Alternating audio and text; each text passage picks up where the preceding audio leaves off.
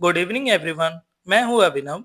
आज के इस वीडियो में हम लोग 4 अप्रैल के सभी इंपॉर्टेंट करंट अफेयर्स को डिटेल में डिस्कस करेंगे। आप लोगों से रिक्वेस्ट है, इस वीडियो को अंत तक जरूर देखें। तो चलिए आज का पहला क्वेश्चन स्टार्ट करते हैं। अप्रैल 2026 में लद्दाख में शुरू हुए मिशन मित्र का मुख्य उद्देश्य क्या है? मित्र का फुल फॉर्म क्या होता है, पहले जान लेते हैं। Mapping of interoperable trades and reliability assessment होता है। ऑप्शन बी होगा इसका सही आंसर। अंतरिक्ष यात्रियों की मनोवैज्ञानिक सहन शक्ति और टीम वर्क को परखना इसका मुख्य उद्देश्य है। कौन सा मिशन? मिशन मित्र। मिशन मित्र को भारतीय अंतरिक्ष अनुसंधान संगठन द्वारा लद्दाख के कठिन और ऊंचाई वाले इलाकों में शुरू किया गया है। इस मिशन में गगनयान, जो कि भारत का पहला मानव अंतरिक्ष मिशन है, के लिए चुने गए चारों अंतरिक्ष यात्री इसमें शामिल हैं। कैप्टन शुभांशु शुक्ला, प्रशांत बालकृष्णन नायर, अंगद प्रताप और अजीत कृष्णन। इस मिशन का मुख्य उद्देश्य लद्दाख की कठोर परिस्थितियों में रहकर अंतरिक्ष के वातावरण का अनुभव करना है। इसमें जैसे शून्य से नीचे का तापमान, कम ऑक्सीजन में रहने का और एकांत में रहने का अनुभव इस मिशन का मुख्य उद्देश्य है। तो चलिए अगले क्वेश्चन की ओर बढ़ते हैं। नेक्स्ट, अप्रैल 2026 में म्यांमार के नए राष्ट्रपति के रूप में किसे चुना गया है? ऑप्शन बी मिन आंग हेलेंग। इनको म्यांमार की सैन्य परिषद ने आधिकारिक तौर पर म्यांमार देश का नया राष्ट्रपति नियुक्त किया है। हालांकि अंतर्राष्ट्रीय समुदाय और म्यांमार की नेशनल यूनिटी गवर्नमेंट ने इस चुनाव को अवैध और दिखावा करार दिया है। कौन सा? म्यांमार के नए राष्ट्रपति का चुनाव को।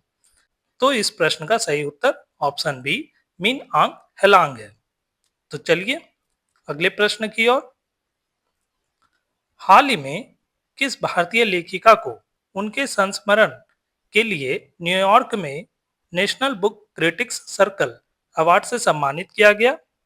Option B Arundhati Roy. अरुंधति राय को उनके संस्मरण mother Mary comes to me के लिए यह सम्मान मिला है। National book critics circle award, यह अवार्ड न्यूयॉर्क में दिया गया है और यह साहित्य के क्षेत्र में एक प्रतिष्ठित सम्मान माना जाता है। इस प्रश्न का सही उत्तर ऑप्शन बी अरुंधति राय। कौन सी आत्मकथा है या संस्मरण? Mother Mary comes to me, याद रखना। तो चलिए नेक्स्ट, जापानी ग्रैंड प्रिक्स 2026 का खिताब किसने जीता है? जापानी ग्रैंड प्रिक्स 2026 यह F1 रेस से संबंधित है। इसका खिताब ऑप्शन सी किमी एंटोनेली ने जीता है। मर्सिडीज के ड्राइवर किमी एंटोनेली ने 2026 की जापानी ग्रैंड प्रिक्स का खिताब हासिल किया। यह रेस 29 मार्च 2026 को सुजुका सर्किट में आयोजित की गई थी। इस जीत के साथ 19 वर्षीय एंटोनेली फार्मूला वन इतिहास में चैंपियनशिप का नेतृत्व करने वाले सबसे युवा ड्राइवर बन गए हैं। कौन? किमी एंटोनेली, याद रखना। किसके ड्राइवर हैं? मर्सिडीज के ड्राइवर हैं। तो चलिए नेक्स्ट, वित्त वर्ष 2025-26 में भारत का कुल रक्षा निर्यात कितने रिकॉर्ड स्तर पर पहुंच गया है?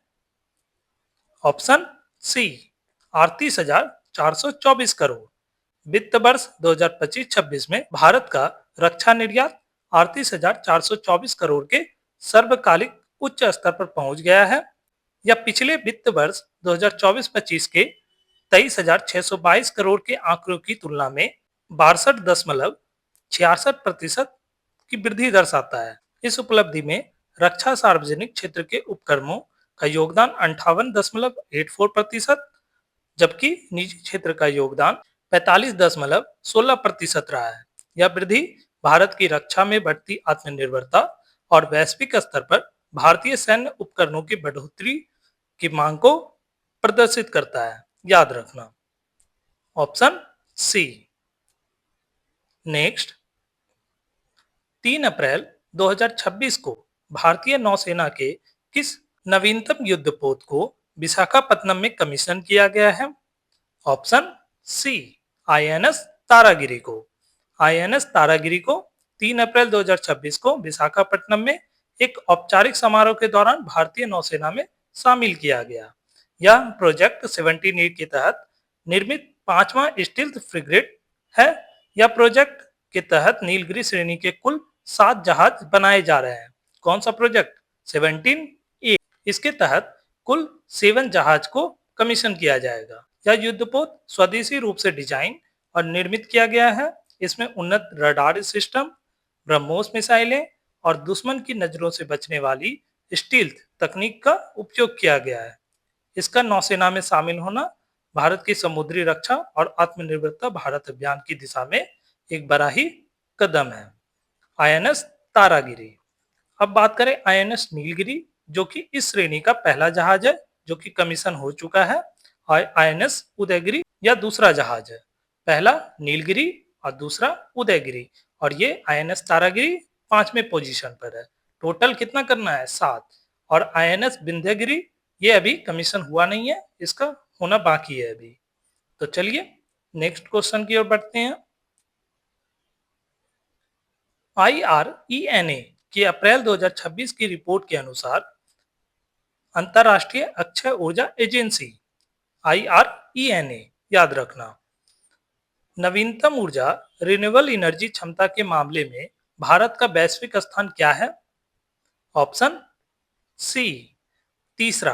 राष्ट्रीय अक्षय ऊर्जा एजेंसी ने पुष्टि की है कि भारत अब दुनिया का तीसरा सबसे बड़ा नवीकरणीय ऊर्जा बाजार बन गया है। भारत अब केवल चीन और अमेरिका के बाद तीसरा स्थान पर है। वर्ष 2025 में भारत ने अपनी स्थापित क्षमता में रिकॉर्ड वृद्धि दर्ज की है।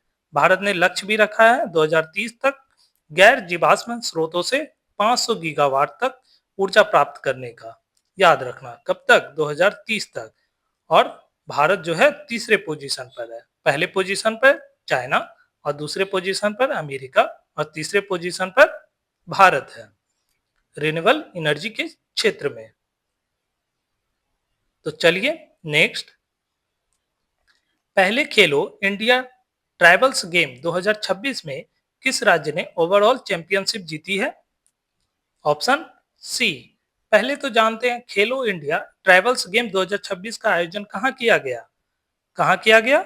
इसका आयोजन छत्तीसगढ़ के रायपुर, जगदलपुर और सरगुजा में इसका आयोजन किया गया 25 मार्च से लेकर 3 अप्रैल 2026 तक।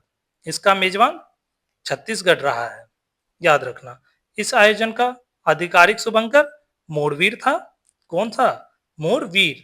और पहले खेलो इंडिया ट्राइबल्स गेम 2026 में ओवरऑल चैंपियंस कर्नाटक रहा और दूसरे पोजीशन पर उड़ीसा और तीसरे पोजीशन पर झारखंड रहा है। पहले पोजीशन पर कर्नाटक जो कि 23 स्वर्ण पदक जीते और साथ ही साथ 8 रजत और 7 कांस्य पदक जीते हैं। याद रखना, ओडिशा दूसरे पोजीशन पर 21 स्वर्ण, 15 रजत और 21 कांस्य पदक। झारखंड तीसरे पोजीशन पर 16 स्वर्ण, 8 रजत और 11 कांस्य पदक। और मेजबान छत्तीसगढ़ ने कुल 3 स्वर्ण, 10 रजत और 6 कांस्य पदकों के साथ 9वें स्थान पर रहा है, 9th पोजीशन पर।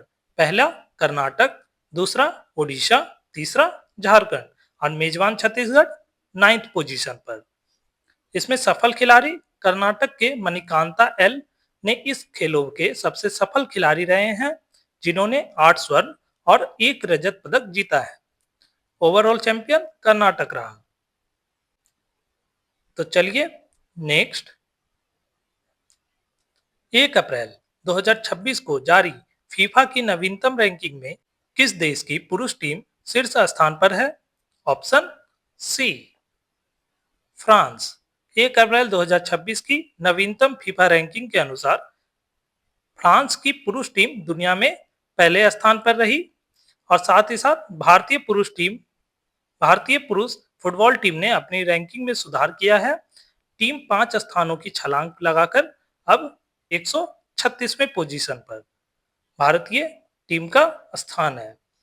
इसमें अगर बात करें टॉप 5 देशों की, तो पहले पोजीशन पर फ्रांस, दूसरे पोजीशन पर Spain, third Argentina, fourth England और फिफ्थ पुर्तगाल। भारत का स्थान 136 136 है। तो दोस्तों, ये थे आज के इंपॉर्टेंट करंट अफेयर्स। अगर वीडियो उपयोगी लगा हो तो लाइक करें, अपने दोस्तों के साथ शेयर करें और ऐसे ही डेली करंट अफेयर्स से जुड़ने के लिए मेरे चैनल को सब्सक्राइब करना ना भूलें। मिलते हैं नेक्स्ट वीडियो में। Thank you. जय हिंद, जय भारत।